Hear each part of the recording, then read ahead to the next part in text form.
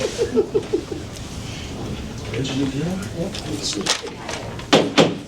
right, the meeting will come to order. This is a meeting of the Littlestown Area Board of School Directors. This is a meeting of the board taking place in the public in accordance with the Sunshine Act.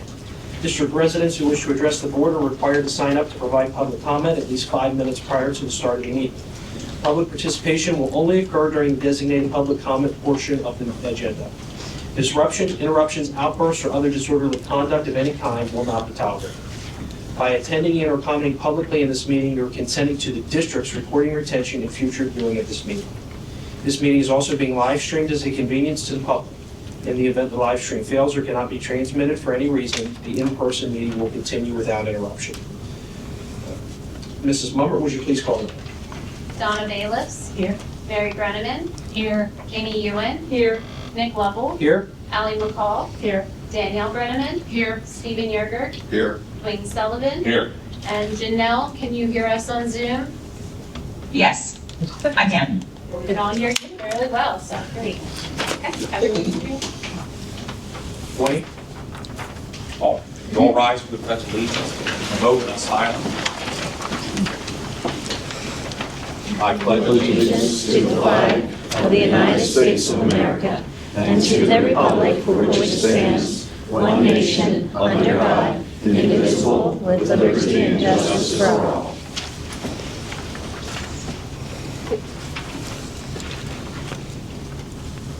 Okay, thank you.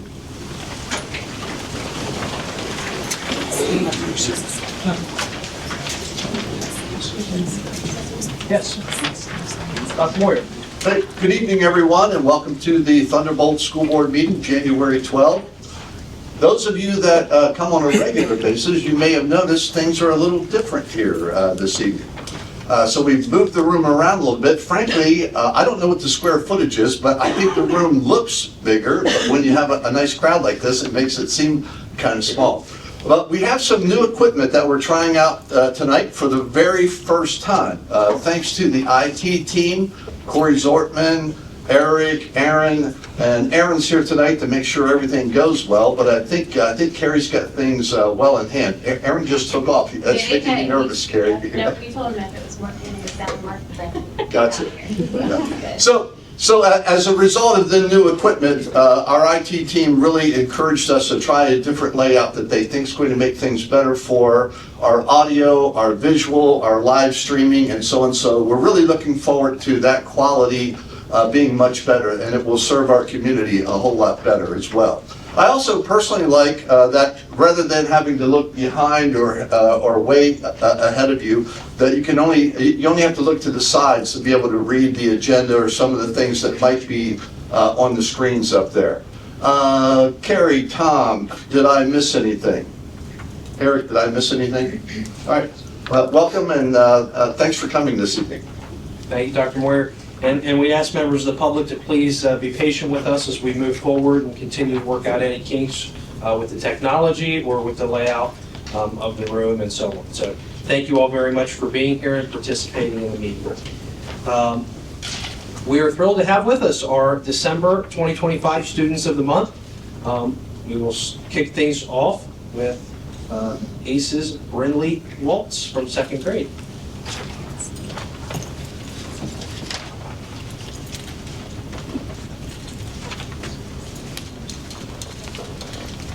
Brindley's in my class, but my voice is going, so Miss Cunningham is going to be reading what I wrote for her. I am pleased to introduce Brindley Waltz as the Student of the Month. Brindley is 7 years old. She is the daughter of Aaron and Jeanette Waltz. Brindley has an older sibling in 5th grade, Aiden. Brindley enjoys coming to school to learn and spending time with friends. Her favorite subject is math. When Brindley's school day is over, she likes to participate in extracurricular activities such as cheerleading, softball, and basketball. She also enjoys cooking. This year, Brindley is in Mrs. Marfia's 2nd grade class. Brindley displays outstanding qualities of a student. She is ready to start the school day with a positive attitude, even when she's not feeling well. She puts forth great effort on all her assignments. Brindley is also a positive role model for her peers. She will patiently work with any of her peers. Thank you so much, Brinley, for being such a great friend to your classmates. In the future, Brinley would like to become either a teacher, a basketball player, or a pastry chef. With her creativity and determination, she has the potential to succeed in anything she sets her mind to. In closing, I would like to share special words from Brinley's family. Quote, Brinley, you are doing such an awesome job in 2nd grade. You are an excellent student with genuine kindness. We are so proud of you. Keep working hard. Love Mom, Dad, and Aiden. Congratulations, Brinley, for being the Student of the Month for 2nd grade.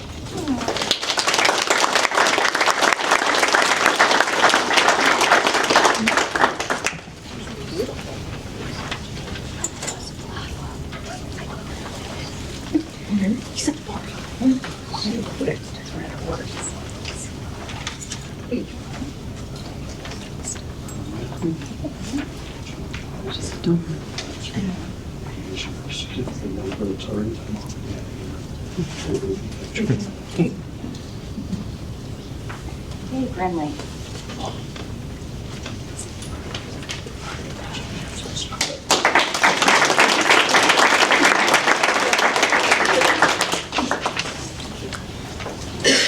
All right, our next student of the month from Alloway Creek, Bryce Glass.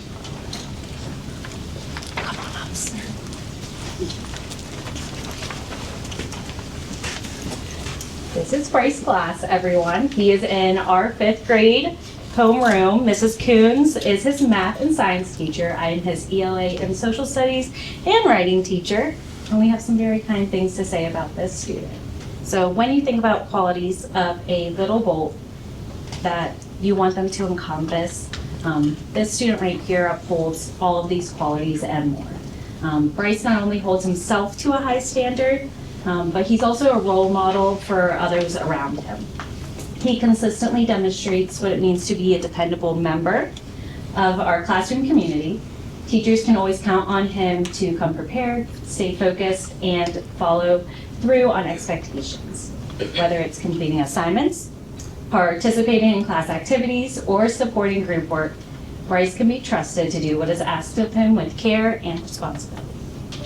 One of Bryce's standout qualities is how receptive he is to feedback. No one in here is perfect, we all make mistakes, and when given guidance or suggestions, Bryce always listens, and then he applies that feedback appropriately.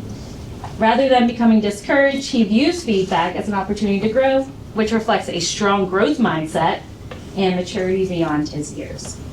Bryce is also intrinsically motivated, which we would love all of our students to be. He takes pride in his learning and strives to do his best, not for recognition, but because he values improvement and personal achievement. This internal drive is evident in the effort he puts into his work each day and his willingness to challenge himself academically. In addition, Bryce is consistently respectful and kind to his peers. He treats others with patience, empathy, offering help when needed, and contributing positively to our classroom discussions and group activities. His kindness helps create a welcoming and supportive learning environment for everyone. Finally, Bryce demonstrates integrity in both his actions and his choices. He is honest, fair, and does the right thing even when no one is watching. He is a strong character that makes him a positive role model for others. For these reasons, Bryce Glass truly exemplifies the qualities of Student of the Month. Congratulations, Bryce. We are very proud of you and the example you set for yourself and the community. Good job.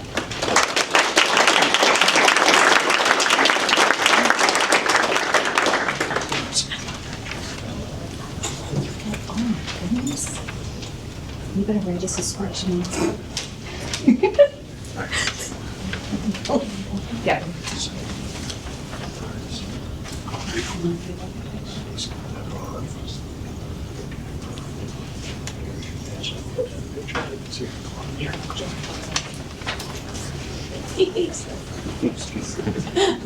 Oh, goodness.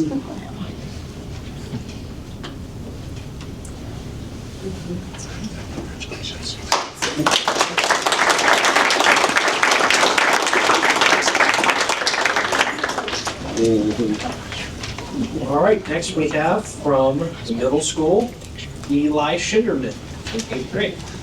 Yeah.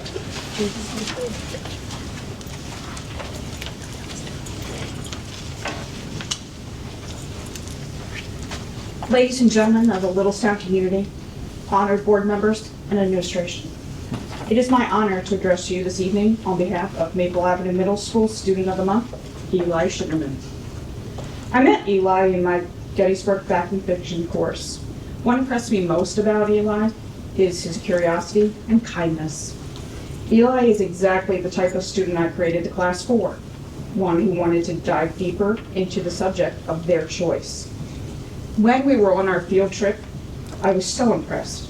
Eli had no problem asking our licensed battlefield guide questions.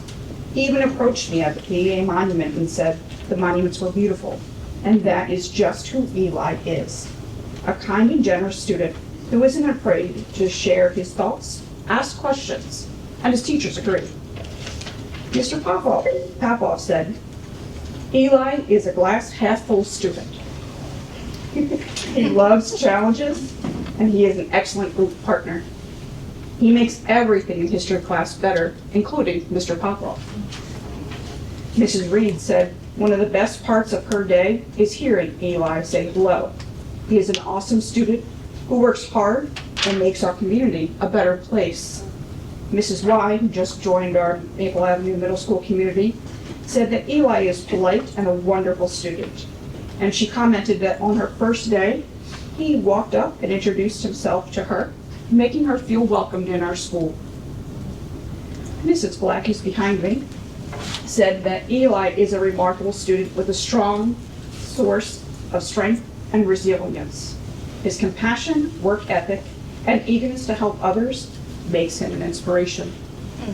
And lastly, Mrs. Cashman. She said, I have had the privilege of working with Eli for the past 3 years, and I can say without hesitation that this recognition is truly well-deserved. He is one of those rare students who makes a room better simply by being in it. He is consistently kind, respectful, and responsible.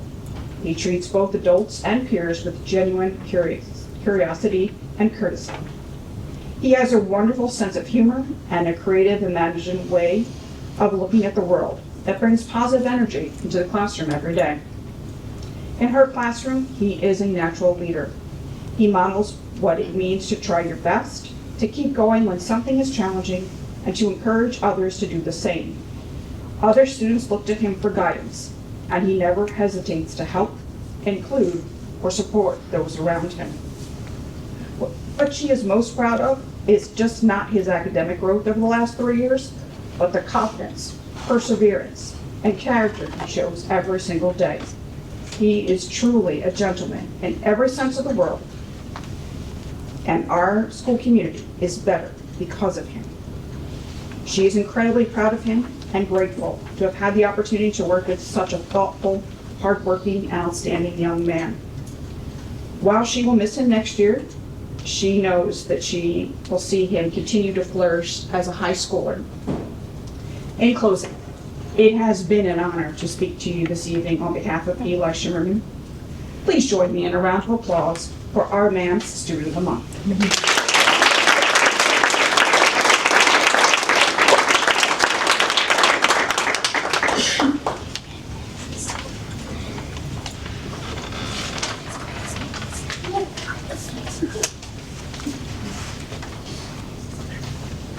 I really get to hug this. Well done, Eli.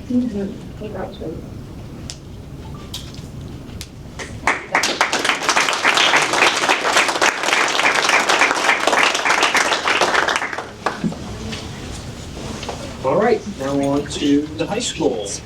We will start. Have Mrs. Poole, school counselor, helping me out tonight. There's Carrie. Come on up here, Carrie. Okay, so I am very excited to present this award to Carrie Iyer. I've known her for the last 4 years, and over that time, she has proven herself to be one of the most hardworking and dedicated students that I've met in my career.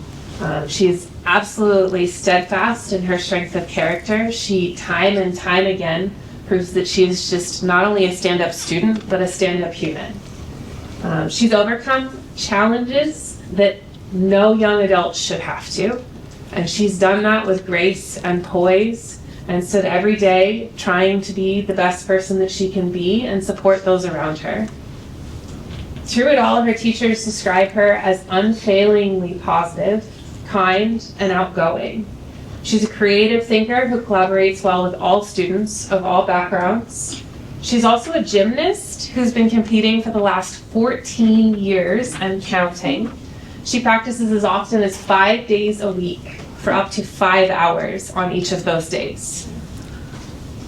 She takes a large variety of advanced placement and college level courses on top of that athletic load. She also finds time to coach and foster a love of the sport in the youth and the next generation that's coming up.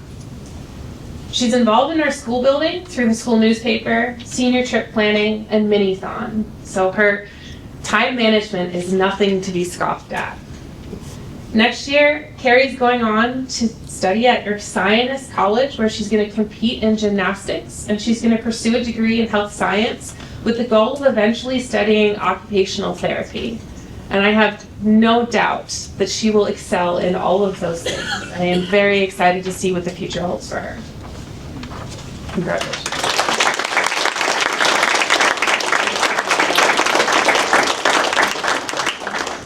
This guy. That's you, Colin. Thanks. Gotta come into the picture. Where? Oh, come in there. Come in. Yeah, of course.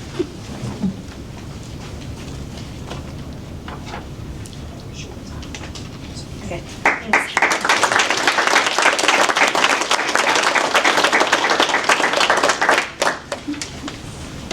I get the pleasure of doing 2 awards tonight. I'm also very excited to award this to Jackson Bacher, who I've also known for 4 years. Jackson is one of the most well-rounded and motivated students that I've met. I think he's taken a course in almost every department in our building, if not every department. Like, he really just wants to experience a little bit of everything, and I think that is a credit to his character. His teachers describe him as resilient, kind, and knowledgeable. The confidence that he demonstrates through these qualities contribute to his leadership skills.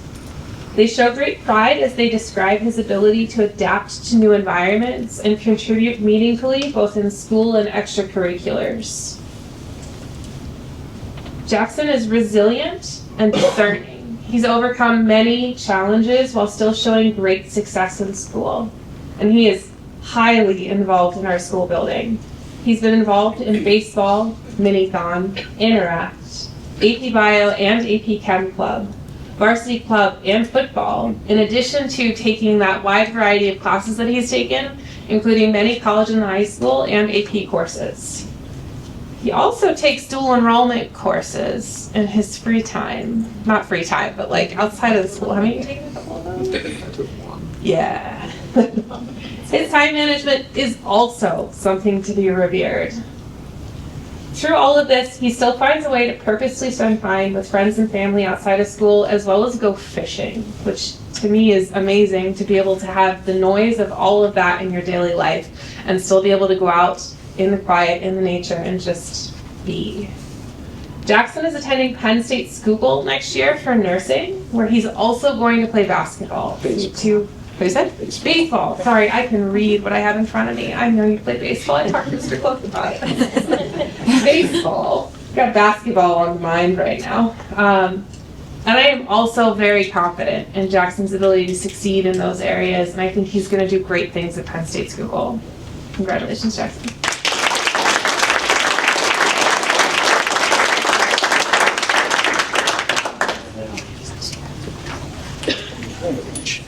Almost. Yeah.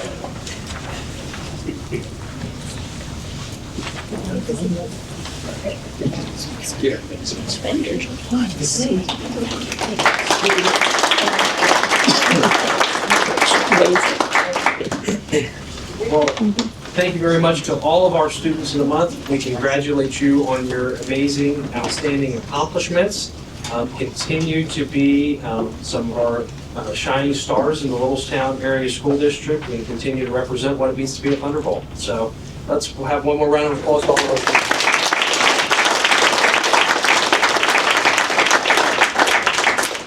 So at this time, if we could have all the students of the month gathered in the lobby with Mr. Moran, and he will get a picture to post on the website. So thank you all very much. Oh,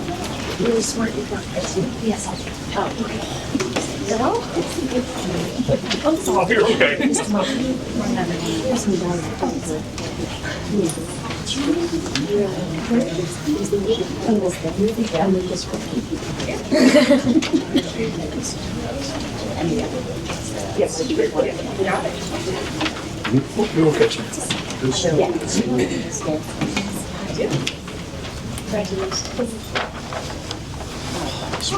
Yeah, yeah.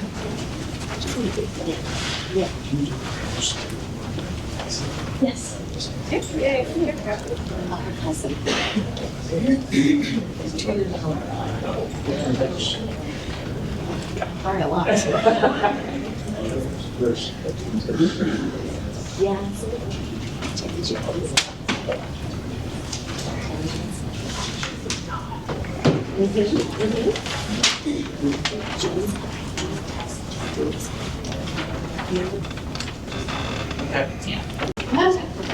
We're just testing the sound, make sure that those hearing the live stream and those on Zoom can hear us for a moment.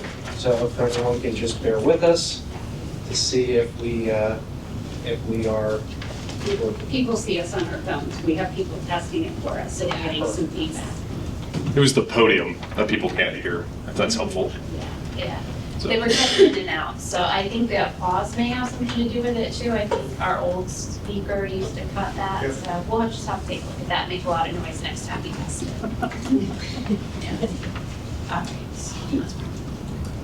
Do we need to move something closer to the microphone so that they can hear the rest of our people?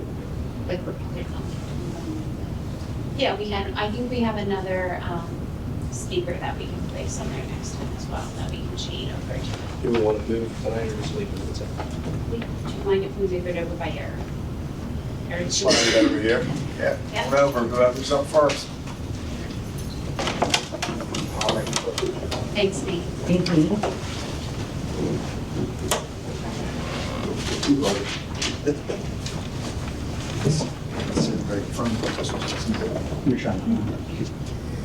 There you go. We now recognize members of the public who have signed up to provide comment as stipulated in policy 903.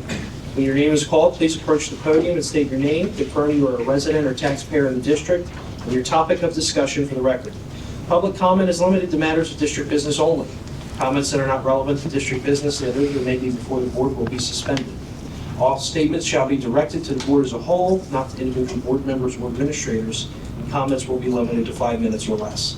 The privilege to speak may be interrupted, revoked, or a recess of the meeting may be called by the chair if the speaker fails to adhere to board policy or does not observe reasonable decorum and orderly conduct. Thank you. Our first speaker is Rhonda Ogle.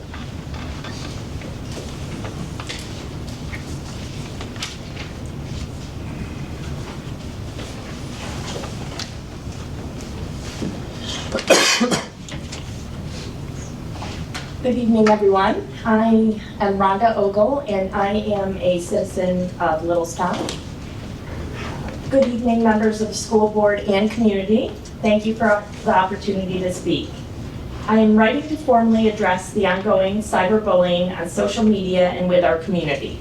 While disagreement and debate are natural and healthy components of a democratic process, harassment, intimidation, and personal attacks, particularly those conducted online, are unacceptable and harmful. Silence, inaction, or minimizing these behaviors sends the wrong message. Our schools and community must be united in saying that harassment, intimidation, and online abuse will not be tolerated. Cyberbullying undermines respectful dialogue, discourages civic participation, and creates a hostile environment not only for the individuals being targeted, but also for students, staff, and community members who witness it. School board members volunteer or serve with the intent of supporting our schools and students, and they deserve to carry out their responsibilities without fear of harassment or abuse. I urge all community members to reflect on how they choose to express concerns or disagreements. Constructive criticism delivered respectfully and through appropriate channels is far more effective than personal attacks or public shaming. Words matter, and the tone we set as adults directly influence the culture we model for our children. To those engaging in cyberbullying behavior, I strongly encourage you to stop and reconsider your actions. To the school board, I encourage continued efforts to uphold standards of conduct, support those affected, and promote a culture of respect and accountability. Every person deserves to feel safe, not just in this room during these meetings, but in the digital spaces that now define our lives. I urge this board to take proactive steps to address video-based cyberbullying before anyone pays the price in silence. I urge our school board and community leaders to continue strengthening policies, education, reporting systems, and support that protect each and every one of us both online and offline. Let us work together to ensure our community remains one where dialogue is civil, differences are addressed productively, and all individuals are treated with dignity. Thank you so much. Thank you. Bradley Kiefer.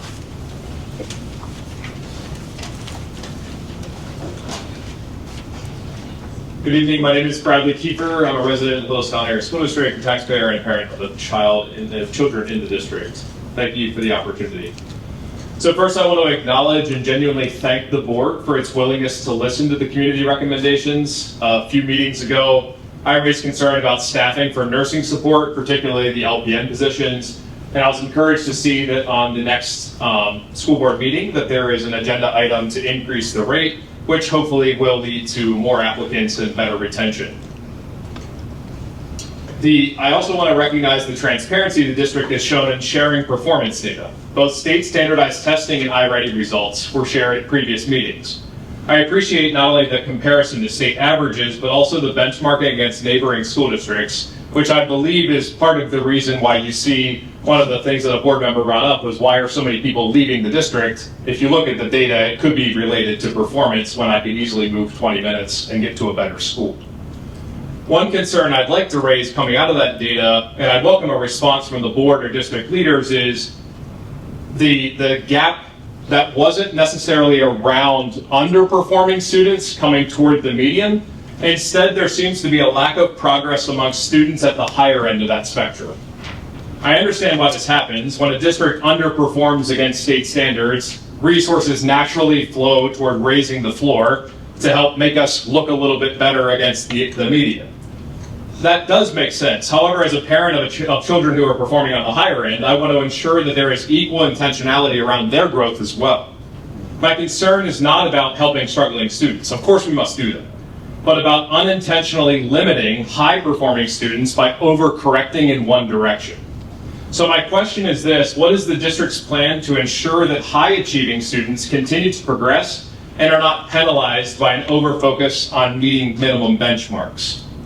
Making good students better, challenging them, stretching them, and preparing them for larger opportunities beyond this community is just as important as meeting the minimum thresholds. So I'd like to understand how we better balance the priorities effectively. Second, I want to revisit a topic I raised previously, developing a clear and thoughtful AI policy. I'd like to propose the creation of a dedicated subcommittee or expanding the scope of an existing committee to address this very topic. I'd also strongly encourage bringing in community members who actively use AI in professional settings. I run an organization where AI is used daily in analytics and decision making for million-dollar decisions for brands who are spending in marketing. My wife is a professor at the Gettysburg College, and they're facing similar challenges of how to allow students to use AI and really start to figure out where's the boundary between creating effective use of AI versus cheating, which is becoming very, very real. So the question shouldn't be, how do we restrict AI in schools? It should be, how do we teach students to use AI responsibly, ethically, and effectively? We have an opportunity to design a policy that supports educators, prepares students for college expectation, and builds real workforce readiness. And that requires perspectives beyond K through 12. More broadly, I'd encourage the board to think about community engagement in policy development. We often hear that policy are informed, people say like from community feedback, but that's vague and we know it's really just your buddy down the street. There are real professionals in this community from higher education, business, analytics, healthcare, and beyond who are willing to contribute expertise without running for office or advancing personal agendas in an elected position. Creating structured, agnostic committees that involve voices outside of the district and outside of the board could help bridge gaps, improve trust, and elevate decision-making. I want to be clear, this isn't a critique of the knowledge or dedication of the district staff or board members. It's a recognition that the challenges we face, student achievement, workforce readiness, and public trust, are complex and benefit from broader perspective. And I'll say this candidly and respectfully, there is concern in the community about engagement, communication, and perception. And right now, perception, fair or not, is that this is a district filled with dysfunction to the point where people are leaving because performance isn't there and chaos is. So the best way to move past this isn't to be defensive, it's to be open, collaborative, and inclusive. By intentionally inviting the community into the work, not just to speak or to run for office, to be able to rebuild trust, to show that bridges are being built around a policy like AI or any of these other Time has expired, but thank you for your comments. Thank you. All right, next with our district updates, Mr. Gil Tunny.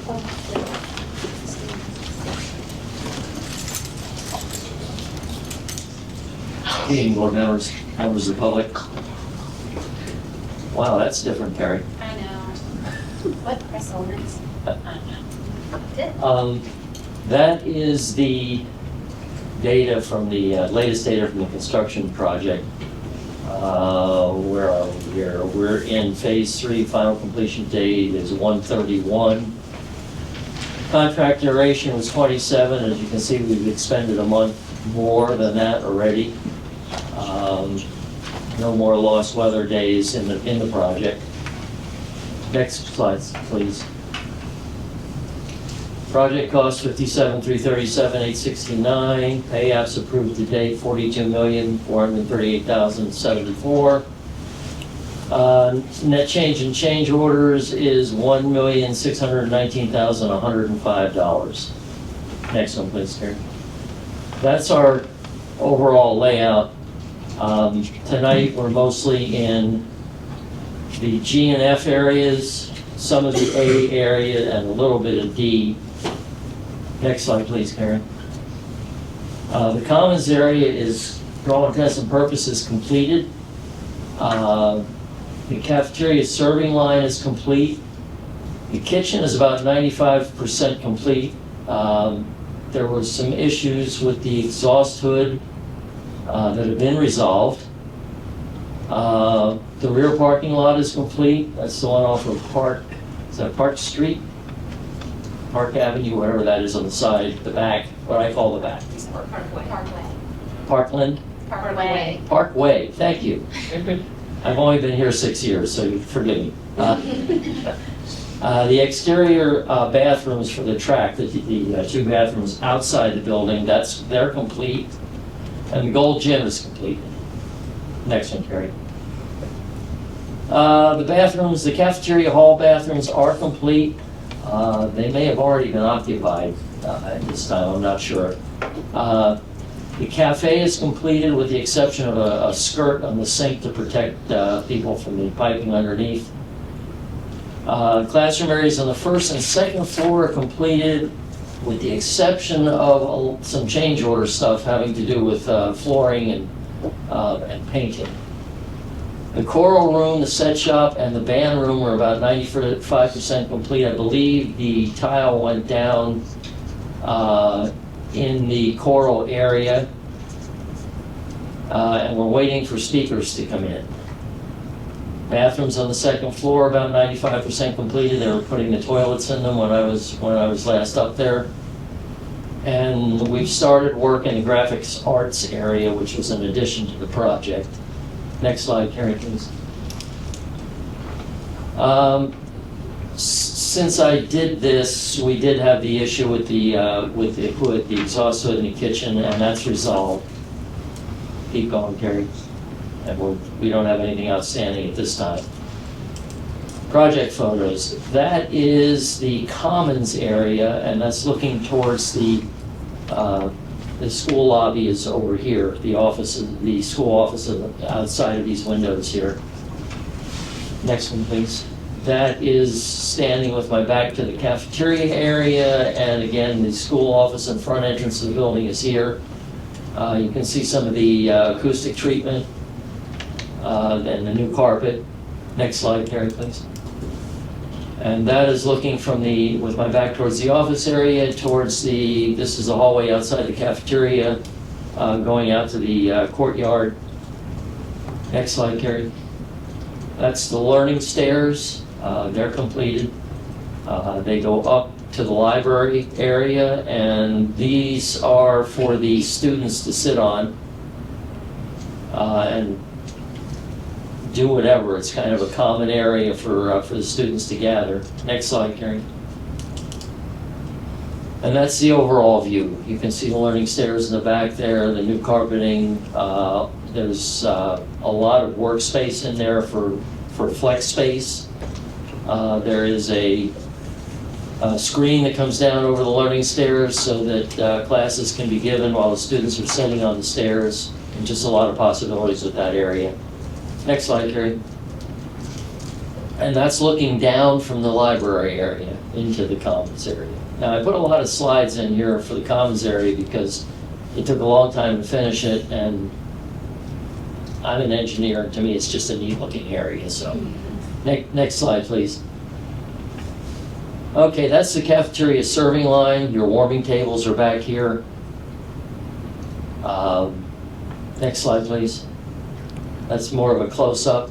The holdup on the serving line was these warming lights up here. They did not have them wired correctly when they first came, so they had to change the wiring on them and then reinstall them. So that's all done now. Next slide, please. That's in the cafeteria, that's the microwave space that was installed for the students to be able to use the microwaves in the cafeteria. Next slide, please. And that's an overall view of the remodeled cafeteria. Serving lines are off here in the back, well, actually to the right. Next slide, please. That's a view of the parking lot on the parkway side of the building. Next slide, please. That is a view of the gold gym as it stands completed. Next slide, please. Those are the bathrooms outside in the corridor, outside the cafeteria. They're open, but there's full-size doors on all the stalls. And that is the cafe, the coffee machines, the sink is over here, and then there's refrigerators and space for people to work at. Next slide, please. That's the casework in the choral room. You can see the soundboards are up. That was before the flooring went down. Next slide, please. That is the demolition being completed in the new graphics arts, or the renovated graphic arts area. There were a bunch of walls through here that were all cleaned out to open up the space with new walls going in. Next slide, please. That's the steel stud that's gone up in there. Since then, all the electrical wiring has been done, and the rest of the plumbing and the inspection for that was completed. Next slide, please. That's the open area just north of the auditorium, or to the right if you're facing the auditorium doors, with shelving in here and just a graphic on the floor. Next slide, please. Those are the new boilers, which I didn't cover very much in previous reports, but they're installed. There was some repiping that was done, and they're operational. Next slide, please. That is the courtyard. Hanover Building Products is going to be putting a surface down in here, more of a ceramic surface. But other than that, it's ready and completed. There's some lights that are going to be strung across here. Next slide, please. And that's it. I tried to consolidate 2 months' worth of work into a 5-minute presentation. So, are there any questions? Not a question, Gil, but just, I've said this before and I'll say it again. It's really going to be beautiful when it's done. I've been part of many construction projects over my tenure, and I've really been impressed with the way that you and Victor have done a great job of holding these contractors accountable to making sure everything is done well.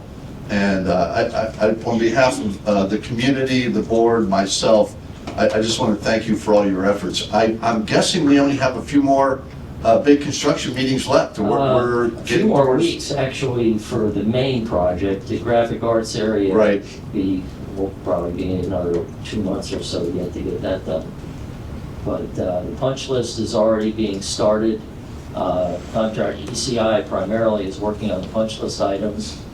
That always takes a lot longer than you think it should, but it'll get done.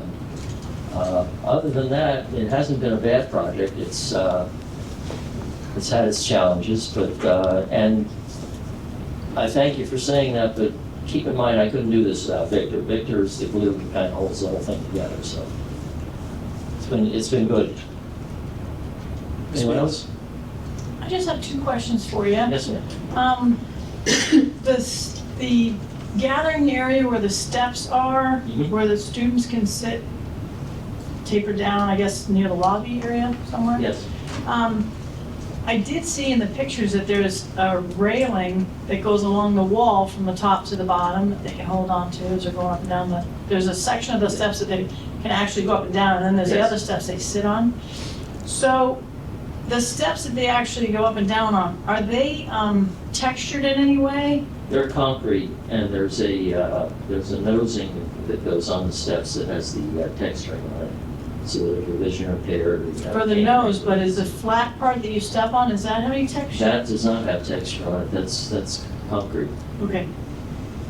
I just hope that's not a problem in the future, because from the top looking down, there was one photo in the display from the top looking down, and God forbid if any of the students, because kids can horse around and have fun, and they should, but sometimes they don't go think. up 1 or 2, Carrie. Sometimes they don't think to do Other that way. at the steps, but it's kind of right there. It's kind of a fairly steep fall. The nosings aren't in on this picture yet. Okay. But you see what I'm saying? Like, I there's no understand. railing on I the understand what right-hand you're side saying. going The only thing I could say, there's a railing on the left, Right. but there's no railing on the right because the students need to be able to get out on the stairs. Sure. Um, Well, it's okay. I'm sure you're on it. My other question was, the new boilers that we got in? Yes. Those look like pretty serious boilers. They're natural gas, right? Natural gas condensing boilers. Okay. So, do we by any chance, and you might not know, and if you don't, it's okay, it's fine. I'm just taking a chance here.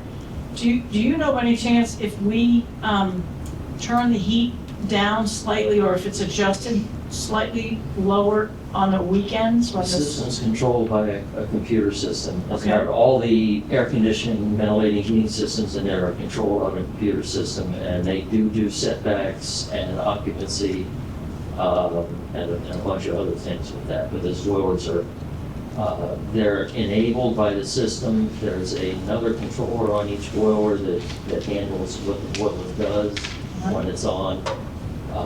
Condensing boilers are pretty efficient, typically in the 85 to 90% area when they're under load. So, but yeah, the system does allow for setback. Lighting gets turned off automatically. Parking lot lights, the whole thing is controlled. There's a schedule for athletics in there, for those athletic events in the building. Turns different areas of the air conditioning on in the building. Okay, so it would be fair to say that on the weekends, they might turn the heat a little bit lower when Yes. when it's not occupied?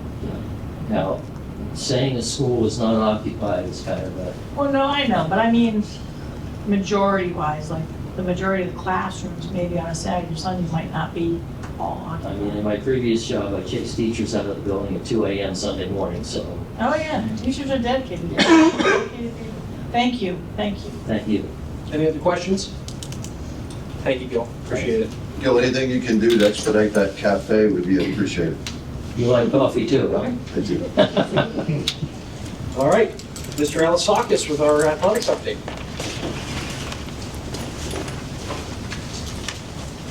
Good evening, Superintendent Moyer, President Lovell, board members, and district staff. I'd like to provide a brief update on the winter sports season and several related facilities items. Overall, our winter athletic programs continue to move in a very positive direction. Both the boys and girls basketball programs are showing steady improvement. The girls team continues to get better each week and is currently on the bubble of qualifying for district play, something that hasn't occurred in over 20 years. In addition, we're excited to have a junior varsity girls basketball team for the first time in 3 years, along with a thriving and well-supported junior high program that continues to build a strong foundation for the future. The boys basketball program is also making significant strides under the leadership of our new head coach. The team has responded extremely well, and he quickly finds his footing and continues to grow an exciting and competitive program. While the win-loss record may not fully reflect the progress being made, there is much more to success than records alone. Our student athletes and the overall program are clearly progressing and developing under his leadership.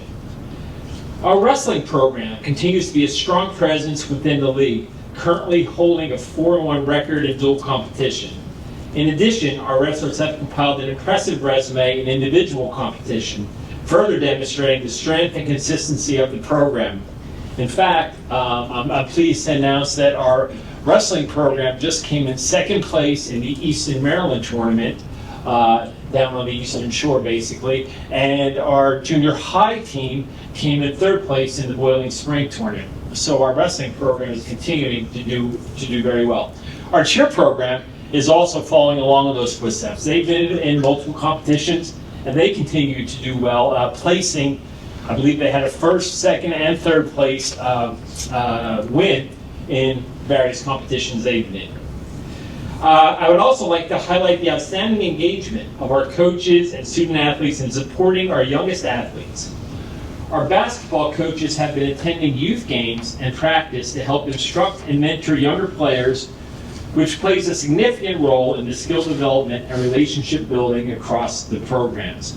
Our basketball players have also volunteered their time to serve as scorekeepers and bookkeepers at youth games, demonstrating leadership and strong commitment to giving back. Similarly, our wrestling coach maintains a strong relationship with our recreational wrestling program. Tomorrow night, in fact, our youngest wrestlers, our little ones in K5, will be having an exciting opportunity to compete on our mats in the blue gym. And the upcoming rec league tournament this Saturday will not be possible. So there's a big rec league tournament coming in with about 400 people this Saturday from the rec league. And again, none of this would be possible without the collaboration of our coach working with the rec leagues. Like I said, these little K5th graders are going to get to be on our mat tomorrow night prior to the junior high event. I mean, can you imagine when we were small getting on the mats like that? That's exciting. And you know, we're going to get a lot of people out, a lot of parents out for that. So it's great that our coach is willing to do that and to work with the rec leagues to make that happen. I'd also like to share some positive feedback regarding our facilities. We just heard from Gil. We collectively have received numerous compliments from alumni and parents about the Gold Gym renovation.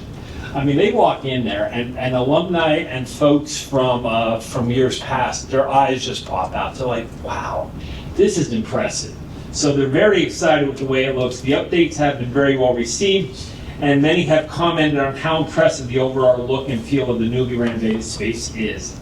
Now, I know the board's still working on this one, but I want to make a couple comments on this, and then this is regarding our baseball and softball renovations. I wanted to inform you guys that communication has taken place with our community baseball and softball organizations regarding field usage this summer as we move forward with baseball and softball field renovations. Because depending upon your direction and how you decide to go with the renovations, I wanted to be out front with it and let our community know that, hey, these facilities may be offline come summertime because we're doing the renovations. So they've been communicating with, also fall coaches have been notified that the outfield areas may not be available for soccer practice because we're going to have new grass germinating and taking root there, and we're not going to want to rip that up after we first get on there. So I'm trying to keep everybody in the loop depending upon how things progress this spring. Everybody's on board with where we're going. While these present some short-term challenges, we're very excited about the long-term improvements and look to our baseball and softball fields being updated to match the quality of our outstanding stadium. Thank you for your continued support of our student athletes and our athletic programs. And please excuse me as I make my way back to the school, so I'm going to be leaving pretty quick because we have teacher appreciation tonight for the girls' game, and I'm going to try and get back up there for the girls' game for teacher appreciation month. Are there any questions? Well, thank you very much, Mr. Thank you so much. We appreciate you being here, and wish everybody luck on our behalf up there. All right, Dr. Fiaski with the pupil service report. Do we want to, Dr. We want to make sure everybody at home hears both of you. So I would just like to share with you tonight, because some of my time over to Tom over there for his big presentation going to happen pretty soon. December 1, not I, but the state has to collect data on the number of special education students. It's a federal requirement. So we call it the December 1 child count. So we just have Littlestown with a number of 257 students receiving special education services as of December 1st, 2025. So that's up about 20 students from December of 2021.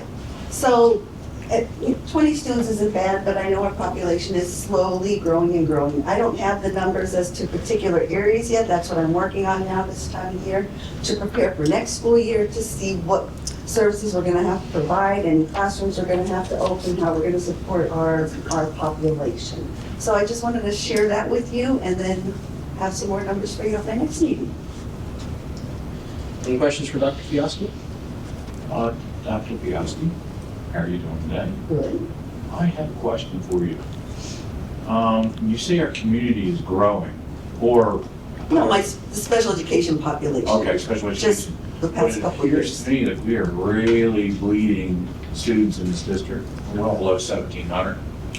So how do you equate what you just said to the decrease in our student population, especially in, it looks like elementary school at this point?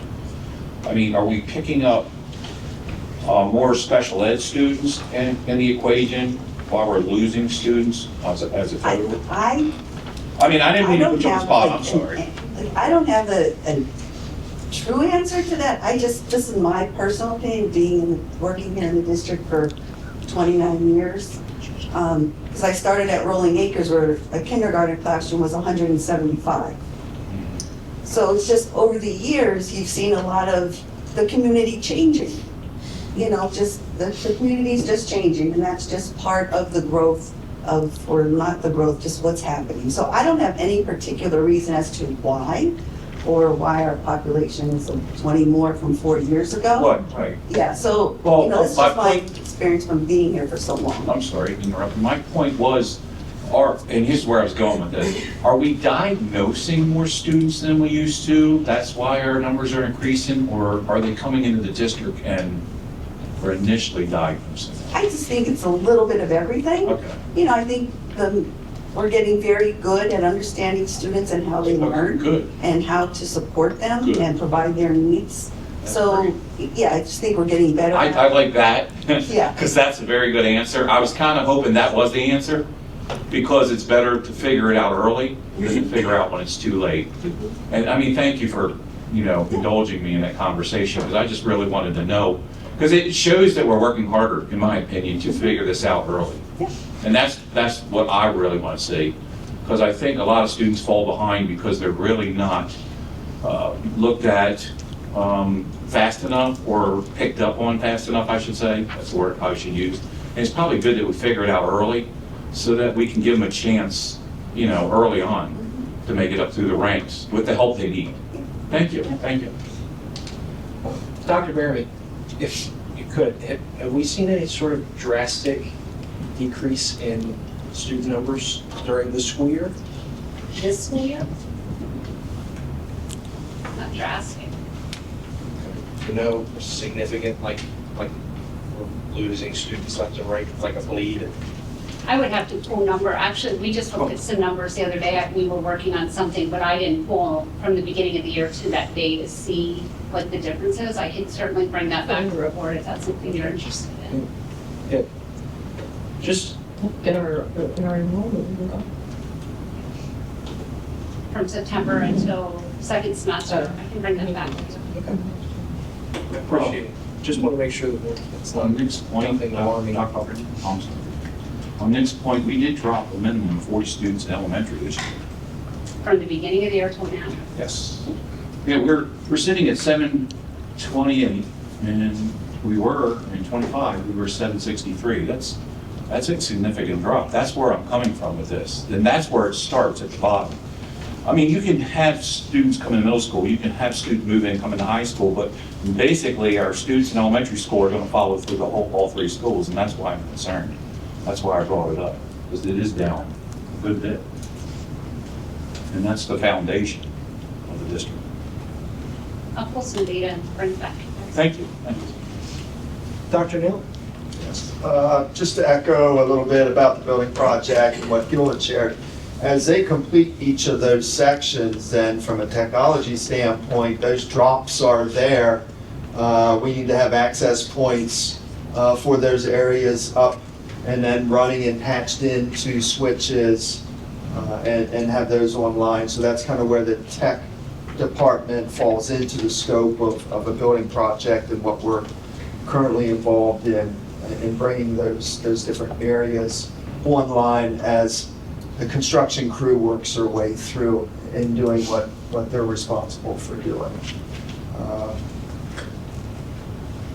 Some other topics. Right before the holiday break, John and I participated in a webinar provided by Pennsylvania State Police with regards to threats, and in this case specifically related to bomb threats, considerations that schools should have within their safety plans related to bomb threats and things of that nature. What to consider from a credible or non-credible threat standpoint, and then how ultimately, if the need would be for the Pennsylvania State Police and their K-9 units to come into a building, what resources they need to be able to do their job. From that perspective, that's PSP resources, K-9 units, and what they would also provide is the ability to come into our district and take a walk through all of our buildings and be able to make a determination of what resources they would need. They would archive that. Heaven forbid if they would need to visit, they would know that they would need X number of resources for a building like Galloway Creek.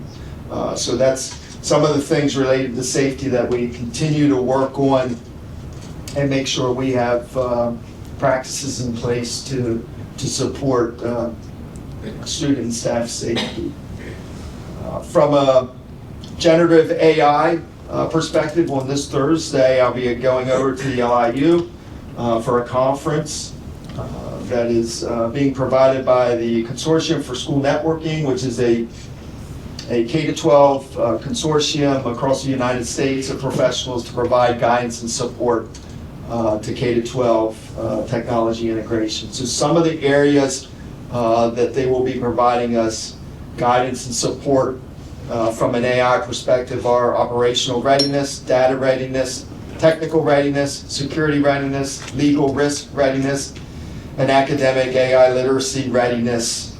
Those are the kind of the big bucket areas that they're going to cover in this conference. So it'll be a great opportunity to bring back some knowledge and resources as we work to build our AI policy and practices here in Littlestown. That concludes my report. Thank you. Any questions for Dr. Naylor? All right, all busy tonight. Dr. Berry. I will pick up right where Dr. Naylor left off. I am also attending that conference workshop on Thursday. I also have a meeting scheduled Wednesday afternoon with an admin team and the tech team to start looking at the AI policy using the PSBA as the baseline as we normally do. Reach out to some other area districts to get their AI policies. Not many in this area have them yet. A few do, and then I also reached outside of this area just so we have a really good basis as we go to start to develop that. Depending on what we learn on Thursday, it's possible we could have one to you by the 27th for CCMP. If not, it would be the next meeting after that. But we are working on that. Beyond that, today started already for our second diagnostic. The quick turnaround with our next CCMP being January 27th. We won't have a data presentation until the March 5th meeting. And I know that seems long, but we don't have a CCMP in February. So just so you know, that's coming your way as well. Monday, we have our January in-service day, so we have a lot of things planned for that. Every 3 years, our district has to develop a new K-12 guidance plan. So I will be meeting with the counselors for a few hours during that day, really getting that plan, taking shape, looking at all the documents that we need, the supporting documentation that goes along with that plan. So we'll be spending some time on that. There's a lot of professional development scheduled throughout the district, a lot of math, K-5 and ELA professional development, curriculum writing. Mrs. Golden has somebody coming in from the IU working with all of her core teachers and the learning support team on small group instruction, differentiating instruction, and things like that. So we have a really full day planned. Dr. Becker has a lot of curriculum writing happening at the high school. Dr. Fiaschi is also planning a professional development with the high school in the afternoon, really looking at how to support the kids in the classroom with some of the behavior challenges that we're seeing or that they might be experiencing. So full day planned on Monday. Any questions? Dr. Varian, you're reading the proficiency scores and all lately, and I want to thank you for your hard and dedicated work that you've been doing in the past year. I'm impressed. Very nice job. I just wanted They to... do a lot of hard work. Did they? They did it all. I appreciate it because I'm telling you, I like to see it keep going up, but I had said something to you when you were hired as an assistant superintendent and you just went with it. And I really appreciate that. I thank you. All right, anybody else? Any questions? All right, now the moment we've all been waiting for. Mr. Showbaker with the annual audit update. All right, so each board member should have what we call the blue book, just from our auditors. One will be labeled the single audit, and one will be the financial audit. I have both auditors that represented this, Kayla and Derek. They are via Zoom. If you have any questions, they will have time for questions at the end, but they will go through page by page. I should say page by page, but they'll tell you the page numbers that they're referring to, so just follow along in the book. And I'll supplement if there's any other questions that I can provide information on. So Kayla and Derek, if you want to take it away. Yeah, good evening, and thank you everyone for giving us this opportunity. Hey, I just wanted to check too, Tom. I think one thing was in the agenda that I kind of had tried or was planning on discussing. Do they also have the governance letter in front of them? They do not have it in front of them, but it is linked, and we have it on the screen. Okay, it's not a big deal. I can certainly talk a little bit about it, but we don't have to go into real detail anyway. Quite honestly, the meat of this is probably the audit reports anyway, so that's really what everyone wants to talk about. So I'll discuss it a little bit, but I really won't get into it too much then. So my name's Derek Schrader. I'm the principal at Zonkowski-Axelrod on this particular engagement. I'm also joined this evening by Kayla Key. She's a senior on this engagement. I'd like to first start off by saying how much we appreciate Tom, Karen, and their staff for all this information and being helpful throughout this process. Sometimes we go into audits and we're the afterthoughts because people are trying to get their own things done, and we come in and kind of bother them throughout this entire process. We can be annoying sometimes, where we're asking for things when they're trying to do payroll or budget stuff. So we've never felt that way with anyone at the district, and we really appreciate working with them. It's always nice to work with them, and they are vital to making sure that the audit is done on time. So just wanted to make sure we're clear about that and let them know that we do appreciate them. So I'd like to start off by briefly summarizing just how the audit went. We completed the audit for the district's financial statements for the year end June 30th, 2025. We issued a clean, unmodified audit opinion. That's the highest level of assurance we can give as auditors. Again, the engagement went smoothly. We didn't have any significant issues, material findings, or anything like that. And again, a lot of that has to do with the staff that you guys have there. So, again, what Tom had already gone over, the district was given 3 deliverables: the financial statement audit, the single audit, and the final governance letter.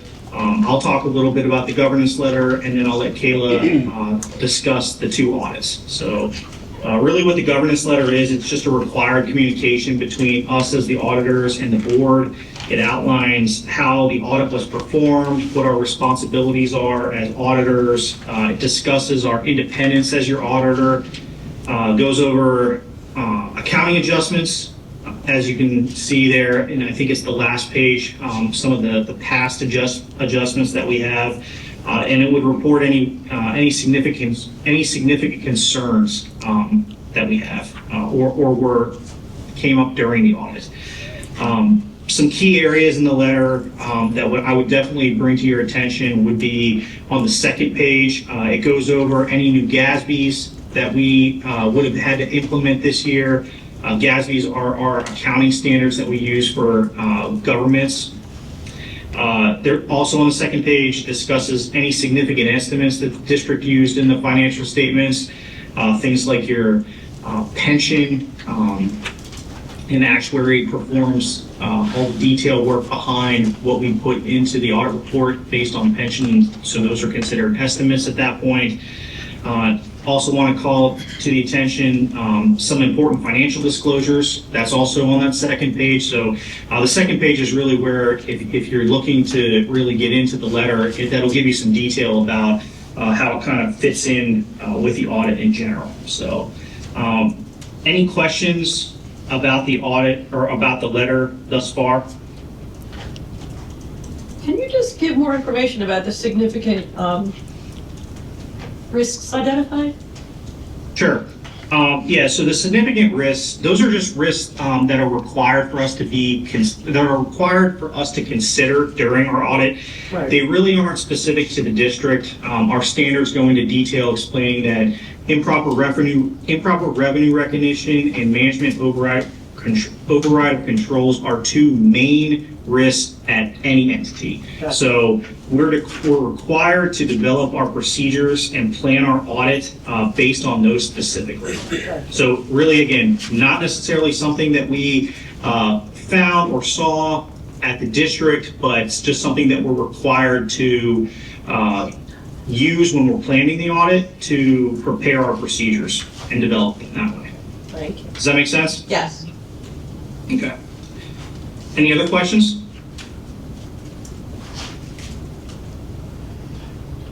No, I think we're good. Okay. All right. So with that, I'll turn you guys over to Kayla right now, who's going to walk you through the financial statements and the single audit. Hello. as Derek mentioned, I'm Kayla. I am the senior on the audit. So I'll just walk you through. I'll start with the financials. On page 1 of the financials, right after the table of contents, you'll see the opinion. This is where Derek has mentioned we issued an unmodified opinion, which is a clean opinion, which is the highest level of assurance on an audit, and that's all described in those 2 or 3 pages. And then right after the opinion, on page 4 to 13 is the management discussion and analysis section. This is management's opportunity to discuss the activity of the district for the year. So like any major changes or anything like that would be described in this section. If you continue on to the next section, which is starting on page 14, we're in the government-wide statements. These statements include all activity of the district on a full accrual basis. So this would be accruing like pension, deferred inflows and outflows, compensated absences, and during this year we adopted GASB 101, which Derek mentioned that you can see all the ones that we adopted in the letter, and you can also see it in the opinion. But we adopted GASB 101 during this year, which it is in regards to compensated absences.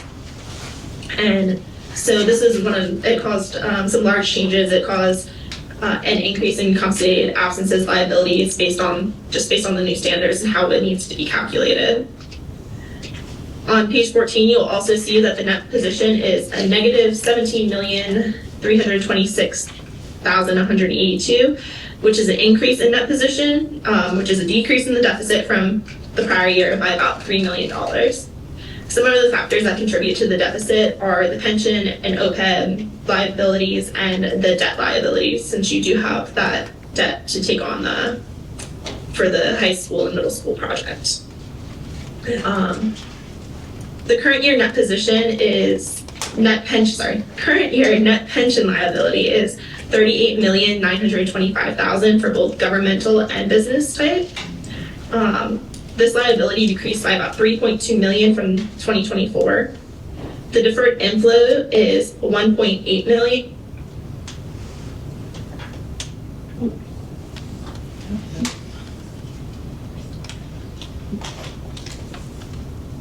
She's frozen.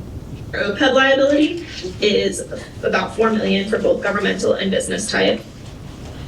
The net OPEB liability increased by about $72,000 from 2024.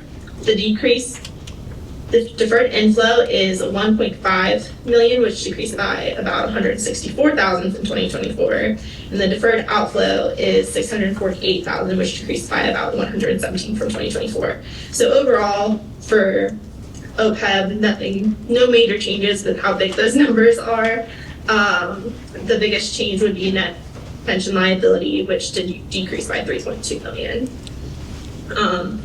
Debt liability also increased due to that new debt that we were talking about that was taken on during fiscal year 2025. And you'll see that cash decreased by about $13.8 million, and this is due to using that debt money to pay for those projects. The change, if you go to the next page, page 15, you'll see the change in net position is about $3 million. Some items that contribute to this increase in net position are an increase in expenses and a decrease in revenue. There's nothing major. Overall, it was pretty relatively similar to previous years. Following the government-wide statements are the fund level statements. So if you look on page 16, you'll see the government fund statements on a modified accrual basis and represent a more current basis of activity for the year. The total governmental fund balance at end of year is about $23 million. This is a decrease of $13 million from prior year. A large part of the decrease was due to the issuance of debt that was spent during the year. Again, that $13 million that we mentioned earlier. And then the total general fund balance is $12.8 million, which is a $1 million increase. And the total capital projects increased to $3.4 decreased to 3.4 million, which is a decrease in about 14.6 million. This is where most of the debt spending was because you have all that project. So the 13 million from before plus a little bit more. If you go to page 18, you will see the net change in fund balance was a negative 13 million. Again, referencing that same 13 million we have been referencing. It all has to do with this big project that you guys have going on. Following the fund level statements are the notes and required schedules. There have been no significant changes besides, like I mentioned, GASB 101, where we have that increase in compensated absences, which you'll see in the compensated absences note from the previous years. If we move on to the single audit, you'll see there's two opinions in there right after the table of contents. The first is the GAPS opinion, which is more related to the financial end, and it's an unmodified opinion. Again, the highest level of assurance we can offer. And then the uniform guidance opinion, which has more to do about the single audit and compliance and all of that, which again is also an unmodified opinion. If you go into the notes of it all, you'll see that we tested Child Nutrition Cluster this year, which is one of the largest grants that you receive, and there were no findings or no deficiencies noted. And that is all I have regarding anything specific. If you have any questions, I'd be happy to answer. All right, questions from the board? Ms. Bailey. What percentage, and I'm not sure if I should direct this to you or Mr. Schobaker, what percentage of our budget currently covers the cost of the employees' pay, benefits, retirement, teasers, OPEB, and dental? If you were to add those up, what percentage would that be of our budget? Basically, the total cost of our employees, pay our employees.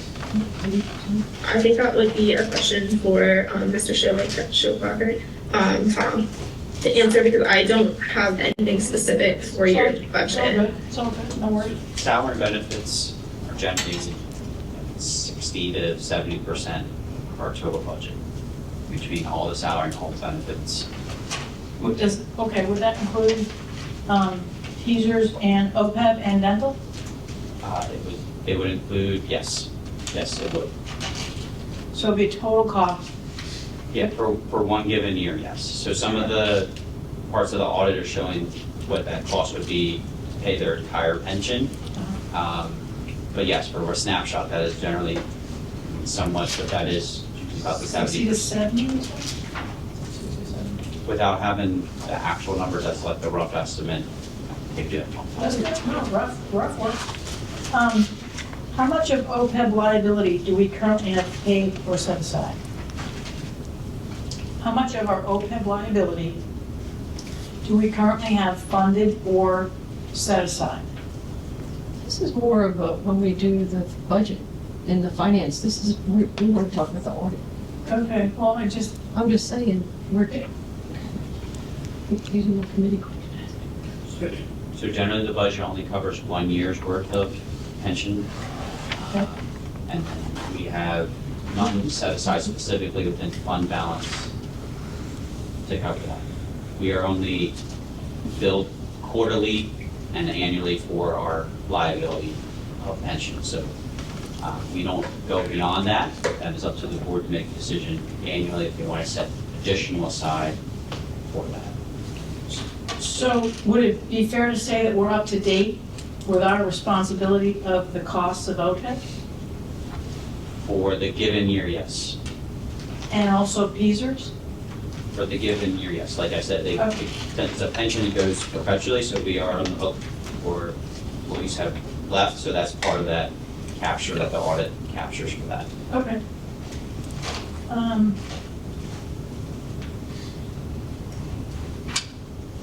Okay, thank you. Thank you. Thank you. Hi. Any other questions about the audit? Yes. Who were we talking to? The auditors? No, the name. Kayla. Taylor Hare. I'm concerned, and maybe you can answer this.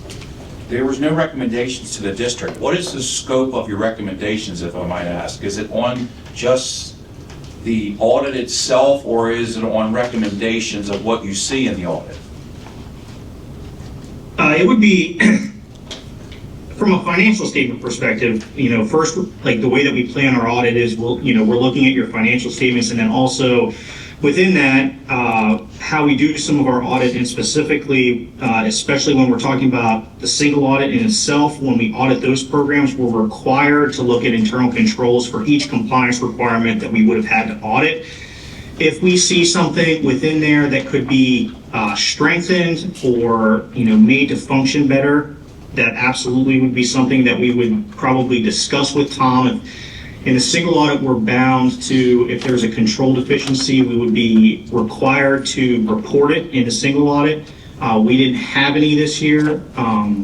For the financial statement audit, depending on how large of an issue it could potentially be, we can either include it in the financial statement as an audit finding, or we could potentially discuss it with management, and we did not have any of those this year either. So when we're talking about the internal controls that we would be looking at the district, specifically when we're just talking about the financial statement audit, the three main cycles that we always look at would be payroll, your regular expenditure cycle, which would be you guys writing your checks out every so often, and then also your receipt cycle. So as money's coming in, whether that's through ACH, whether that's through checks or cash received, those are the three cycles that we mainly look at when it comes to internal controls, where we'd be looking at specifically recommendations for, and we had none.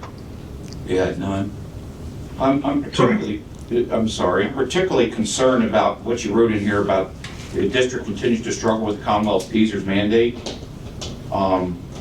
It says here Pennsylvania School District were required to pay 33.9% of the payroll PESERs in 24-25. The percentage districts are required to pay will continue to increase until the percentage it peaks around 40% in 2034-35 and dropping back to 23% in 2035-36. In reading this, and along with a few other pages, I've realized that we have a serious problem coming, and I was just surprised that that wasn't brought up as one of the recommendations for this district from your firm. Could you, I believe, in the section that you're reading that in, is that in the management's discussion and analysis section? Yeah, it's in page 4, yeah. Mm-hmm. Okay, so that would be... you. Oh, I'm sorry.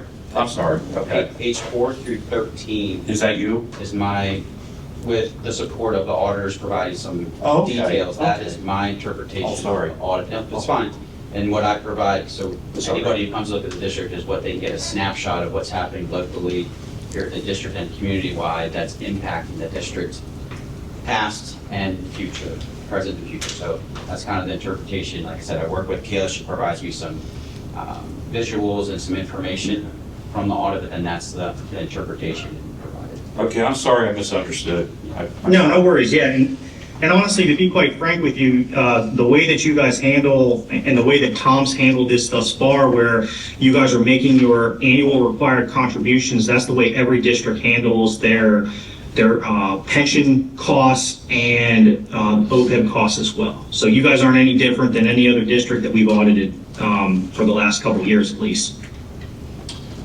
Question for Kayla. Kayla, on the single audit report, pages 3 to 5, you address compliance with federal programs. With some of the changes at the federal government level and how they're dealing with that, my perception was some schools were going to have some challenges with that. I'm glad to see that, at least according to this report, that we're in full compliance in that regard. Has that been an issue? I know you don't need to speak about other districts, but has that been an issue for some other schools? It's very dependent on the level of attention that they pay to their programs. So Littlestown does a great job of paying close attention to the requirements that they're supposed to do. So therefore they have not had issues like this. I have not seen too many major changes that have caused significant issues for other clients yet. That would have already been an issue before. So Thank you. And kudos to Dr. Berryman, who deals with that an awful lot.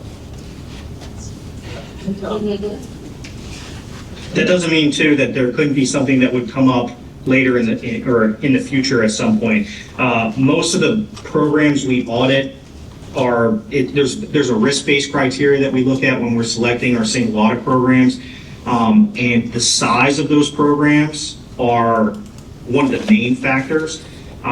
When we're looking at those, typically the larger programs are programs that have been around for a while, and the compliance requirements themselves and what the standards tell us that we have to look at haven't changed a ton across the board. They're usually from year to year, we're talking about maybe a new report that might need to be filed, or some sort of new requirement that a particular grant may have. But typically, if we're going to see problems, and this is across all clients, this is not just school district related, when you get to a point when you start bringing in brand new grants that haven't been audited before, that would be new awards. And I'm not just talking about a new program itself, but like when we had all these new COVID grants that were coming in, there was some challenges there for sure, across the board at all of our clients, because the different requirements, they were brand new to all of the granting agencies, and they were also brand new to our clients. So the particular programs that we look for yours, they're pretty set in stone as far as how they've asked us to audit those. So I wouldn't expect anything in the coming years unless you guys are getting something brand new. All right, any other questions for the auditors? Thank you all very much. We appreciate it. Thank you. All right, thank you. Moving on to the January 19th regular review of the regular meeting agenda. Steve, go ahead. Okay. As we discussed in committee, recommended the approval of the increasing in the wage of the LPN, health technician, $25 an hour. That was, we moved it forward. And also the PA Leadership Charter School. We have the Littlestown baseball softball youth for use at the MS gym, the high school multipurpose room, and Littlestown field hockey on these set dates here. The LIU general operations budget. And as I read these things, if somebody thinks they want to pipe in and talk about it. Okay, keep going one at a time. You had discussion on it? Okay. Go ahead, Mary. Discussion on A, please. Yeah. It's great that we are going to increase the wage for the LPN so we can keep one longer term, hopefully. I would just like to suggest that we consider going a little bit higher, even maybe 28 to 30, since after looking at what we're willing to pay for a temp, perhaps we could squeeze in a little bit more money for the other one.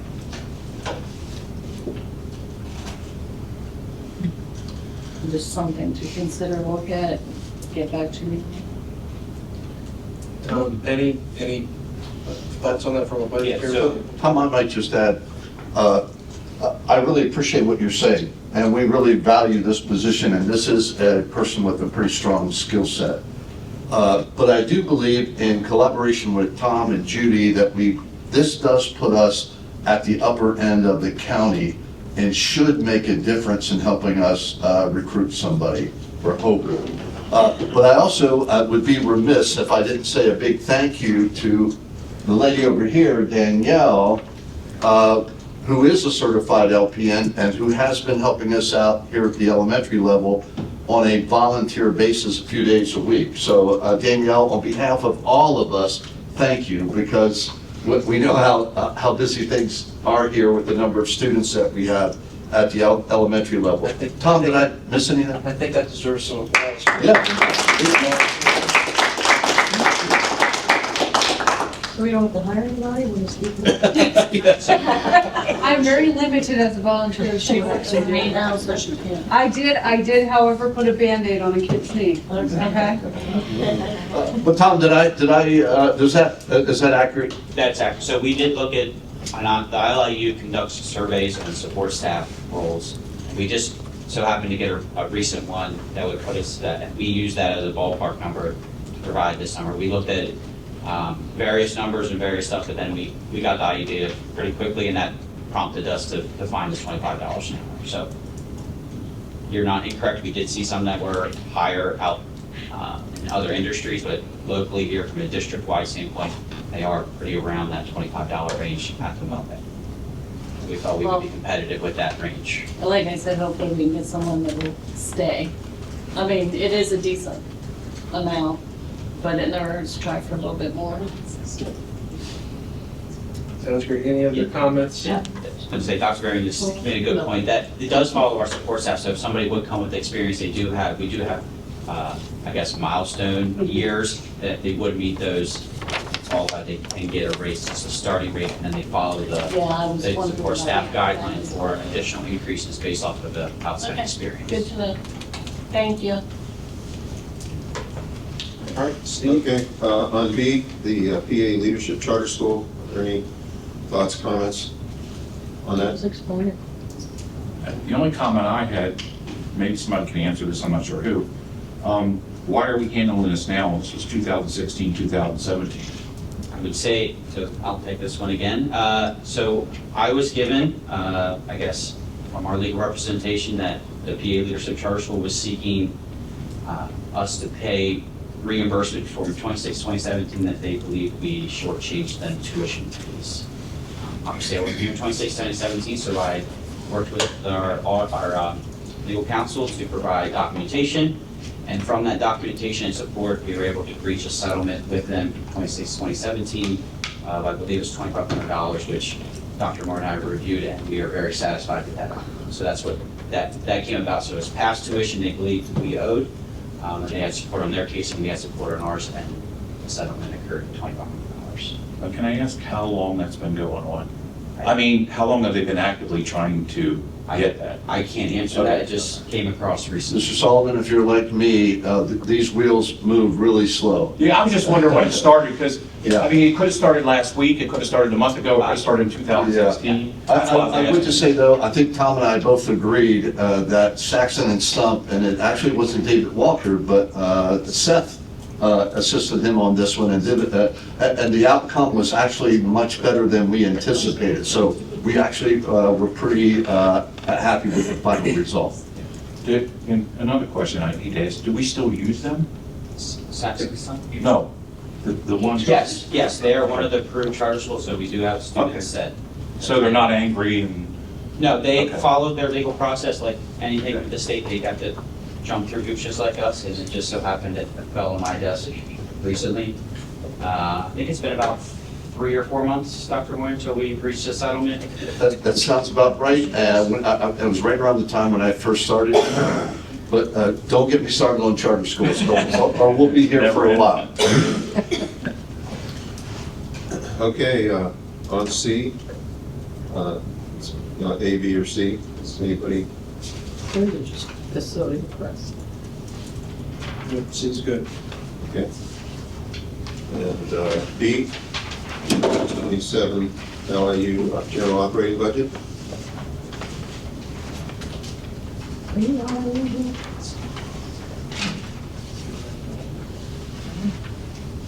All right, move on to E. Recommend approval, E, it's in 1 and 2, Brenda, IP, am I pronouncing that right? IP cameras for ACES. Both of those came in less than we thought. So I will say the two things, so Dr. Miller can correct me, but the cameras also need install and so there'll be an extra piece for that. This is just the hardware software piece.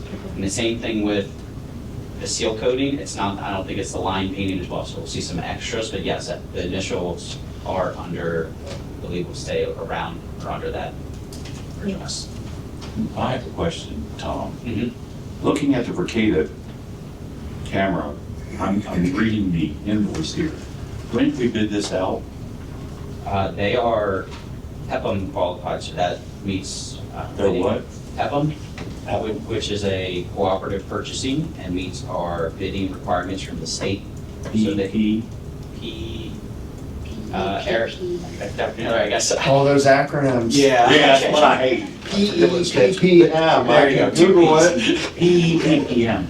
But it's a statewide consortium that Yes. providers That's one I submit statewide bids then for different products. They've been around a long time. Most of our electronic technology needs are done through PEPM, and the same thing with our construction. A lot of them are done through CoStars. It's two separate consortiums that are bidding requirement eligible. They meet the bid requirements from the view of the state. We can use those selected vendors and their products at those rates because they've been vetted by the state. We don't have to, the district doesn't have to go out and bid. Correct. So, and like with CoStars, that would be the case. But the nice thing is, I don't know if PEPM's this way, maybe you can tell me, but normally you put out, this is what we need, and it would go across all the PEPM vendors that would deal with this particular thing, and they would have a chance to all bid. CoStars works the same way, and I was just curious. Yeah, I agree with you. With CoStars, you don't have to deal with it because they're already pre-approved. I just never heard of PEPM. I never heard of PEPM. And do they do it the same way? Very similar, yeah. They follow pretty much the same requirement, just generally technology equipment through PEPM, where CoStars is generally construction related items. It's just two separate acronyms that the state uses. Two separate. Was it only one company that came back, Dr. Naylor? We currently utilize Verkada in the district, so that was the rationale to continue with that product. Mr. Schovaker, can we try to confirm with the DB Craig to see whether or not that includes line striping? I hope that it would, but if it doesn't, we need to remove that. Well, it says it on here. I just wanted to confirm, I have confirmed with Victor if that is the, I thought he said it might not, but confirm that before Monday. Okay. Go ahead, Steve. All right, and as we've discussed about platinum cleaning to supplement LASD cleaning services. And of course, we have G with a anonymous $5,000 donation, which we appreciate very much. And H, 1 through 7, is any issues or thoughts that need to be talked about? First off, I would like to thank Dr. Moyer. He was very prompt today in getting back to me. Thank you for the solicitor invoices. I appreciate you, and that was very fast. So I thank you for that. Number 2, on the capital projects checks, what in here is old capital project stuff? And when I say that, like back November of 2024, we approved some of this stuff. Is this some payments in here for that? There's an awful lot in here. All these are related to the middle school, high school projects. If you remember, we talked about how it's transitioning away from the construction or GO bond funds, and now the capital reserve, and that was part of the district's plan. What you'll see, Mr. Sullivan, is these items here, the Verkada and the DB Craig, are what we approved last. Correct. Some of those are actually this November that were approved, so we'll always separate those to make those.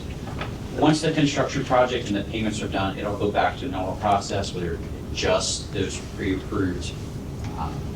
Just right now, it's going to get mixed in with construction, and we'll have to just separate those on a case-by-case basis. But all of these are directly related to the middle school, high school.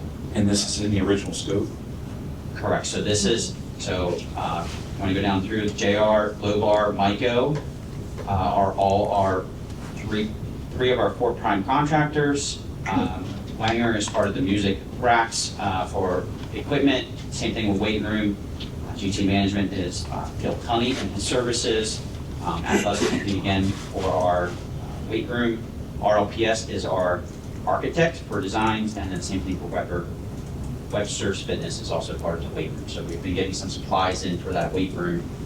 So yes, we approved those supplies, so they're all directly attributed. So that's why we're seeing it, because we're coming to the end of the project and there's some additional in the scope that's coming in from different vendors other than the original contractor that's doing the job. That's what you're saying? Yeah, so part of the project was what we call FF&E, which is furniture, fixtures, and equipment. And it covers all the technology needs, apples, switches, furniture in the classroom, everything the district will need to make sure that it's up and running when kids are have it in use. Very good.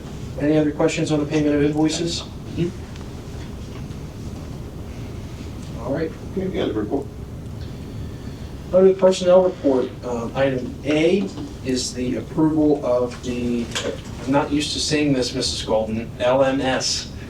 Well, it's still MAMS right now. Yes. So it's really the MAMS math school. I stumbled when I saw it under Students of the Month. I'm like, we're not there yet. Not there. I like that we're practicing it. Yes. So of the LMS math intervention, this is, and Judy and Courtney can correct me if I'm wrong, but this is just the same thing as the extra math approvals for those positions that we've been doing the last 2 years. But I think we are expanding that to be all grade levels. Kind of. So the extra math is still 6th grade. But we're going to also have Mr. Staub focus on our algebra and geometry students who need to pass the keystones, and some of them need a little extra help. And then a little bit of homework help, which extra math has not been homework in the past, it's been all instruction. So some other days of the week for just homework. And that would be done for all grades. So this is just the approval of those teachers that would be doing that supplemental work for that program that has already been budgeted for. Yes. Any questions? Ms. Golden? Yes. On this math program, I'm very familiar with approving this before. Mm-hmm. Can you just give me a brief synopsis? Has this been working? So we saw, if you remember a couple of years ago, we did open it up to all the grade levels, and we found that it worked best for us in the way that we had it structured for our 6th graders for a lot of different reasons. So in the past year or two, the program has really just been then focused on 6th grade because that's where we saw our best results. And building those skills in for the middle level is the foundational grade level at 6th grade. Right. But we did see in our data a place where some support for even our most advanced students who are taking geometry and algebra in 7th and 8th grades. We were still having recently trouble having those students pass the keystone, which is contrary to what you might think, because if you are so advanced at 7th or 8th grade level, it seems to reason you should be able to pass that exam. So we're missing something there. So our data pointed us to needing a little support for those students as well. So that's where Mr. Staub, who is the teacher of that course, will be staying 2 days a week to work with those students to help get them over the hump there to make sure they're passing the keystone. And then we just saw a need for some homework support. We hear this from parents, and it makes a lot of sense, like, I can't help my student with that level of math at home, right? So this being just another option for students to stay and either be a walker or a car rider or ride the late bus with a math teacher to get help with math just as needed. So just kind of expanding the support in the extra math. And do these students come to you, or do you go to them? I mean, do you realize they need help and then ask them, or do they come to you voluntarily? So I have the math teachers help us identify students within their classrooms who might benefit from these programs, and they reach out to those families directly. Great, that's great. And not just leaving it up to a volunteer basis, like really strategically targeting students to invite. Because I think it's a great idea. Yeah. I think it would help a whole bunch of, I've talked to parents too who are confused by the math and really can't do it at home with their students. Yeah. And so I think it would help. Yeah, it's not, we all did as high schoolers now. It's not the same. It's not the same, right? So I'm thinking this will be beneficial, expanding the scope of the after-school program. And it's very reasonable. I think the top amount's $900 Per teacher, yeah. per teacher. Yeah. Is it? How many teachers are involved? So it'd be a total of four Four. positions you're recruiting. Awesome. Yeah. That sounds great, thanks. Yeah, you're welcome. Any other questions on that? I think we exhausted the conversation there. Item B, C, D, and E are all, and F, and there's typical personnel items. If anyone wishes to discuss B through E, we're going to have to do that in executive session. Any requests for any discussion for F could be done out here. Any questions? Hearing none, that's the end of that report. Curriculum, co-curriculum, and policy. We have A and B as the first reading and the final reading of both of those sets of policies. I can speak to the first reading items that we did this month. Very little changes. I think that it was, Tom, 621 is the new policy. But all the rest were just our PSBA updates with very little changes or different adoptions. And the item B are the final readings of the policies that were on the agenda last month. Any questions on policy? Hearing none. Item C is approval of the 2026-2027 academic calendar. The committee's worked on this for a couple months alongside with the administration. We believe that we've come with a good calendar that starts our students later than the week following when we typically start, giving them a little bit more summer break. We're finishing before Memorial Day, and we have nice holiday breaks and professional development, different items in between. Any questions about the calendar? Okay. And then item D is to approve one of our students to compete as an independent swimmer for the 2025-2026 season with her parents being her coaches. They're both approved athletic volunteers. This is a typical practice when there's when this district doesn't offer something as a team sport, when we don't have a swimming team or a golf team or different things like that, that we have approved these similar things in the past when they have a willing volunteer coach that is willing to support them. So this is a typical process. Any questions on that? Nick, is Isabel Kyle going to be, as I read here, competing for the state of Littlestown? She'll be an independent swimmer, but yeah, it'll be under the guise of Littlestown. Oh, wow, that is so cool. So then when she goes to meets, they usually have a lane that's open for independent swimmers so they can get their qualifying times. Oh, really? And so they do recognize her as Littlestown student? Yeah, she's just considered independent because we don't have a swim or And she can still compete? I mean, as in she can still, reach the top just like everybody else, even if she's independent? That's awesome. Yeah, she still has to have the qualifying time. So Correct. At different meets, they have lanes available for whatever her specialty is in swimming. I can't remember with her what she does. I don't know if it's the breaststroke, backstroke, or what. But yeah, she took last year off. I don't think she swam last year, but she swam her freshman and sophomore. Is this the only person that you've known that's done this? And I put you on the spot. Because, I find it kind of unique. She's in 12th grade. No, I mean, she's in 12th grade. I find it kind of unique that she stepped into the spotlight to do this independently. That's good. Just for swimming or for all sports? For swimming. Yeah, we've had independent swimmers. Have you really? Because it's the first time I've seen one, that's why I'm asking. I'm sorry, I haven't seen one before. That's really good. That's great. Oh, congrats. I wish all the best for her. Thank you. So there's the additional reports that'll be given, and the old business reports will be noted next week. That's it for the regular meeting agenda. Under new business, we have a limited action item to recommend approval of Meredith Hamilton as a long-term substitute, 6th grade science and social studies, effective January 14th. 2025. I'll start with a motion to approve, or 2026. I'll start with a motion to approve. Can I get a motion? So moved. I have a motion on the floor. Do I have a second? Steve Yoder, second. Moved and seconded. Discussion. Dr. Berryman, do you want to provide some rationale for the reason why this is a special work session approval? I will start, but Courtney, certainly, if you want to jump in. Our sixth grade science social studies teacher, Ms. Schultz, has a sabbatical the second half of the year.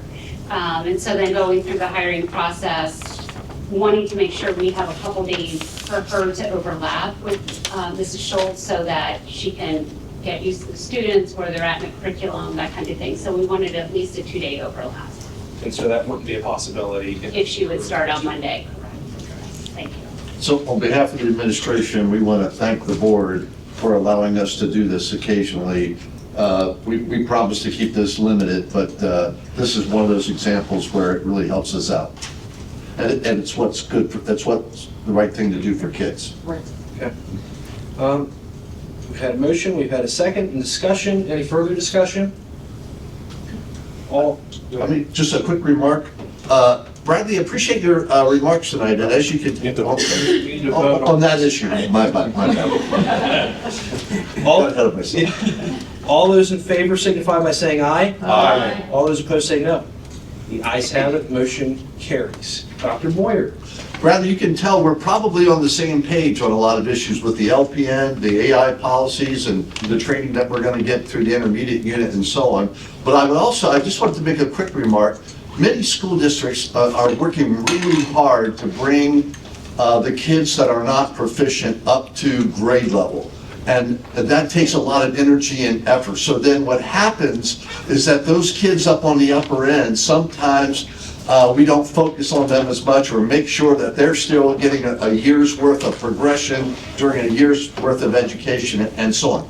I can't share tonight exactly where Littlestown is on that or what our focus has been. I'm sure Judy and the principals can help me out on that. But I do plan to study that issue a little bit here and be able to follow up with you at some point in the near future if you'll give me your contact information. Thank you for bringing that up. That's an issue that a lot of districts struggle with, not just the Thunderbolts.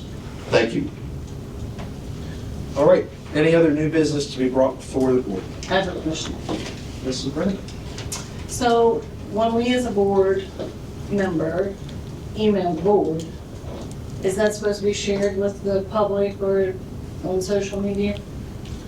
I can ask Dr. Moyer as well, but my general understanding is no, that any email that is between the board is official district business and for the board's office, and should not be something that's posted on social media. Thank you.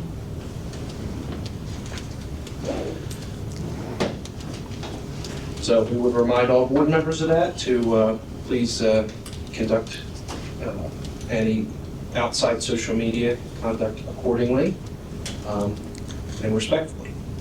So any other new business to be brought before the board? If there's none, the board will meet in executive session post adjournment to discuss a matter involving the employment, appointment, termination of employment, terms and conditions of employment, evaluation of performance, promotion, or discipline of a specific employee of the district. Can I have a motion to adjourn? So moved. Have a motion, have a second. By Steve. All in favor signify by saying aye. Aye. All opposed say no. We're adjourned.